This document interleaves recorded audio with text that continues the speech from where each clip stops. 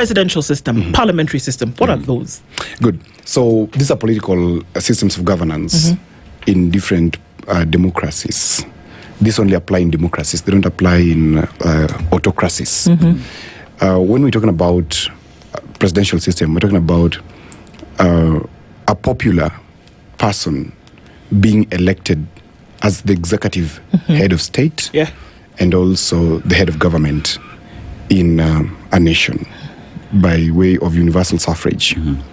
A parliamentary system is where we are having power vested within parliament instead of the president. So that means that we have a prime minister who heads the government and who sits within parliament. And we have ministers who are largely elected from within parliament or appointed from within parliament. And a president who is also elected or nominated from within parliament and not from the majority or from the popular vote. Now, these two systems sit in this fashion that when you talk about a presidential system, it is absolute. Okay. And perhaps the reason as to why I would like us to share a little bit more about it is because in absolutism, there's no virtue. Whatever exists in absolutism is absolute vices. Okay. All right. Now, when you are having a system where there are no virtues, it implies people have a free fall. That's why you see the presidential system structured in a way that the president can never be prosecuted. The president is accountable to none. In fact, to none. Just to God. Maybe. Because sometimes they also think that they're better than God in some states. Yeah, they think that they can even take away life. In some states, we've seen it in this part of the world.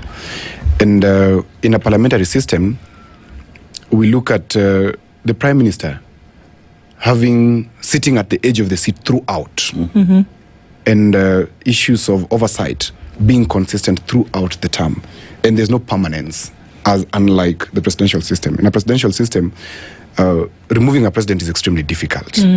It brings about military overreach most of the time when they see an opportunity. You saw when people went to the street in June 2024, the military were released into the street. And one of the cautions that people like us gave was that is a very dangerous precedence because the military can exploit it. Because power itself, the absolute sense of power exists in ultimate violence. To corrupt, absolutely. Yeah, so if one person is extremely violent, then they beat you to submission. And the military has absolute violence within them. If they say, the president Kachini, what will you do? Will you say that signing papers is what will make you a president? They will sit down. Already they've taken over. And once the military are the custodians of the constitution. That's what I've always said, that the military is the only body that can suspend the constitution and rule by decree. Right. So can two of these systems of government operate simultaneously? No, they can't. So how come in Kenya, you had a president, executive power, but then you also had a prime minister who, to some extent, then oversaw certain things and to an extent had an element of power? It was, and that's why actually from 2003 to 2012, we had a mongrel kind of government in this country. Because in the first instance, power was vested in two people, Raila Odinga, the late, and Mwai Kibaki, the president substantive. But remember this fellow called Matere Kereri, who locked the gates of State House, and told Oburu Oginga and Raila Odinga that hakuna serikali ya pembe mbili. Yeah, there'll not be a government that has two centers like now we're having in Senegal, right? And of course that was that. But in 2005, then we had to start seeing a pure division, which means power. We had two very powerful people, one executive, another one lacking in the streets, and commanding half of the cabinet out of cabinet.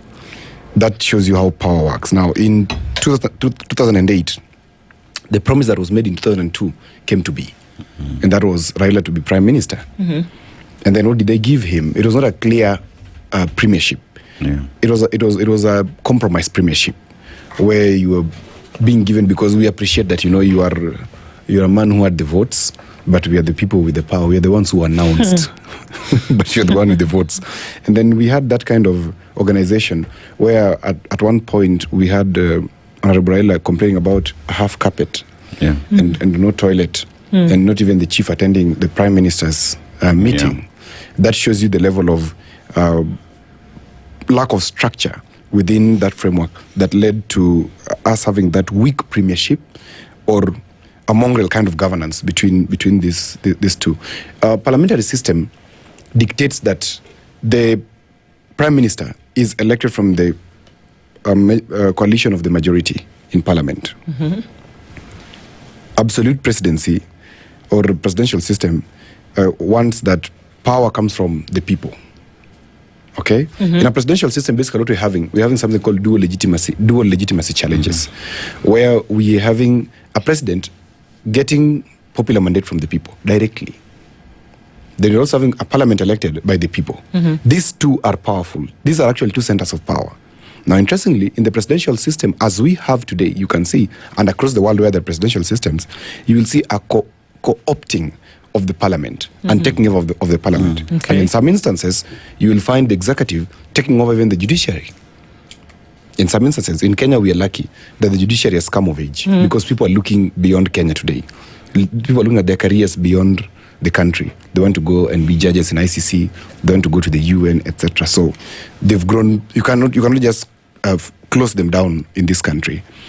Now, in places where there is absolute parliamentary system like the Westminster model, which is what I love most, there's no harm in pushing out a prime minister at any moment. You can change them anytime. Yeah, anytime. You can wake up and say, I'm pissed off with the Prime Minister, Dennis. We are going to pass a vote of no confidence in him. And the state does not collapse because the system is very strong. We don't have to wait for 5 years to have a new president because one day is too long in the life of any person, I believe. Because if we have poor health decisions being made by a presidential system, a parliamentary system will sort it easily. That if it is not working, then during the PMQs, that's the Prime Minister's question, the Prime Minister is held to account. And he knows if you don't, or she knows that if you don't do well, if you don't respond to the people properly, you're going to lose